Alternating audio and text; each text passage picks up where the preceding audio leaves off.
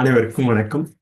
அகத்தவம் ஆண்டின் ஒவ்வொரு நாளும் டிசம்பர் 25ஆம் தேதி ஜேம்ஸ் ஆலன் அவர்கள் புக் ஆஃப் மெடிடேஷன் என்ற அந்த நூலில் 365 நாளும் நாளுக்கு ஒன்று என்ற கணக்கில் டிசம்பர் 25ஆம் தேதி என்ன பகிர்ந்துள்ளார் என்பதனை காண்போம். ஜேம்ஸ் ஆலன் அவர்கள் நாள்தோறும் நாள்தோறும் ஒவ்வொரு நாளும் ஒரு நல்ல கருத்துக்களை தொடர்ந்து பதித்து வருபவர். அந்த அடிப்படையில் அவருடைய கருத்துக்களாக டிசம்பர் 25ஆம் தேதி என்ன பகிர்ந்துள்ளார் என்பதனை தமிழில் காண வேண்டும் என்றால், ஒரு சொல்லில் கூறலாம் முன்னேறு என்று. இந்த ஆண்டு கடந்து செல்கிறது. உண்மையற்றவை, காயங்கள் மற்றும் தவறுதலை கடந்து அப்பால் நிறுத்தக்கூடியவர்கள் போற்றுதலுக்கு உரியவர்கள். மேலும் அந்த தவறினை என்றும் நினைவில் வைத்துக் கொள்ள மாட்டார்கள். இந்த ஆண்டு கடந்து செல்கிறது. உண்மையற்றவை, காயங்கள் மற்றும் தவறுதலை கடந்து அப்பால் நிறுத்தக்கூடியவர்கள் போற்றுதலுக்கு உரியவர்கள். மேலும் அந்த தவறினை என்றும் நினைவில் வைத்துக் கொள்ள மாட்டார்கள்.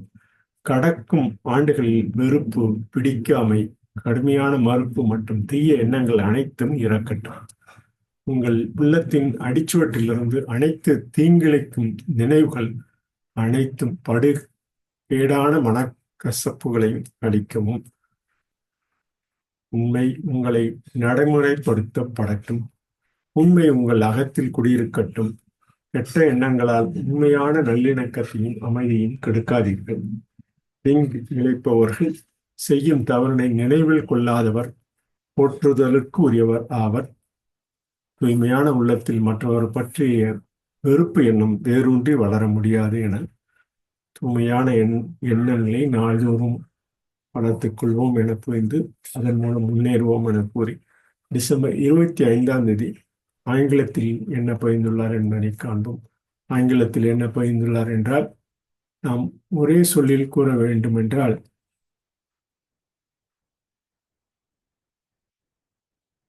ஃபார்வர்ட் என்று கூறலாம். Fact on to rightly watchful active regards decider. Forward, fact on to rightly watchful active regards decider. We can say it in acrostic word, forward.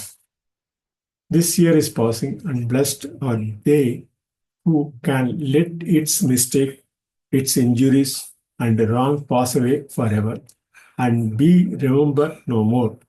Let all thoughts of hatred, resentment, strife, and ill will die with the dying years. Erase from tablet of your heart all malicious memories, all unholy grudges. Let its truth be practiced by you. Let it dwell in your heart, and do not mar its harmony and peace by thought of ill will. Blessed is he who has no wrong to remember, no injuries to forget, in whose pure heart no hateful thought about another can take root and flourish. So we have to move forward with the positive energy, with the fact on to rightly watchful active regards decider, with the fact. The finding actual characteristic transmission should be with the positive notes, should be in harmony and peace, my thoughts with good will. என பதிந்து அவர் பதிந்த December 25ஆம் தேதி பதிவை ஒரு சொல்லில் கூறி, அவரோட ஒரு சொல்லில் கூற வேண்டும் என்றால் முன்னேறு என கூறி இந்த பதிவினை நிறைவு செய்கிறோம். நன்றி, வணக்கம்.